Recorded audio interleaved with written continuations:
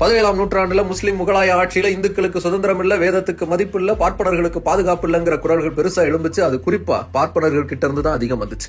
இது எல்லாத்தையும் மாத்துறதுக்கான ஒரு கதாநாயகனா களமிறங்கினவர் தான் சத்ரபதி சிவாஜி. முகலாய பேரரசின் பெரும் படைகளை எதிர்த்து ஜெயிச்சு தனக்கான எல்லைகளை ரொம்ப பெருசா விஸ்தரிச்சாரு சிவாஜி. ஆனா அவர் அரசரா முடிசூடணும்னு முடிவெடுத்தப்போ அதற்கான முதல் எதிர்ப்புங்கிறது அதே பார்ப்பனர்கள் கிட்ட இருந்து தான் வந்துச்சு. சத்திரிய குலத்துல பிறந்தவனும் இருபிறப்பாளனா பூணூல் அணிஞ்சவனும் தான் அரசராக முடியும். பிறப்பால் சத்திரியனா இல்லாத சிவாஜியால அரசனா ஆகவே முடியாதுன்னு எதிர்ப்புகளை தெரிவிச்சாங்க. அவங்க எதிர்க்க முடியாத சிவாஜி அவங்களை சமாளிக்கிறதுக்காக பெங்கால்ல இருந்து காகா பட்டுங்கிற ஒரு இன்னொரு ஐயரை கூட்டிட்டு வந்தார்.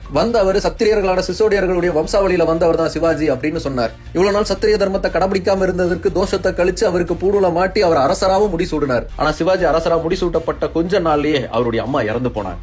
உடனே பார்ப்பனர்கள் தெய்வ குத்தம் ஆயிருச்சு, அதனாலதான் உங்க அம்மா இறந்தாங்க, நீங்க சரியான வேத முறைப்படி நீங்க பதவி ஏத்துக்கலன்னு சொன்னாங்க. அதனால அவங்க மறுபடியும் சமாளிக்கிறதுக்கு அவங்கள சமாதானப்படுத்தி இன்னும் அதிகமா செலவு பண்ணி மறுபடியும் 1674ஆம் வருடம் செப்டம்பர் மாசம் 24ஆம் நாள் மராட்டிய பேரரசின் மன்னராக இரண்டாவது முறையாக முடிசூடினார் சிவாஜி. இந்தியாவை பொறுத்த வரைக்கும் ஒருத்த கடின உழைப்பாளியா இருந்தாலும் சரி, மாவீரனா இருந்தாலும் சரி, பெரும் எல்லைகளை திரட்டியவனா இருந்தாலும் சரி, பெரும் சாதனைகளை புரிந்தவனா இருந்தாலும் சரி, அவன் உயரத்தை தொட்டவனா இருந்தாலும் சரி, அவன் உச்சாணியில உட்காரணும்னா உச்சிக்குடிமையுடைய உத்தரவு வேணுங்கிறத இந்திய மண் மீண்டும் ஒரு முறை அவமானத்தோடு பார்த்த தினம் இன்று.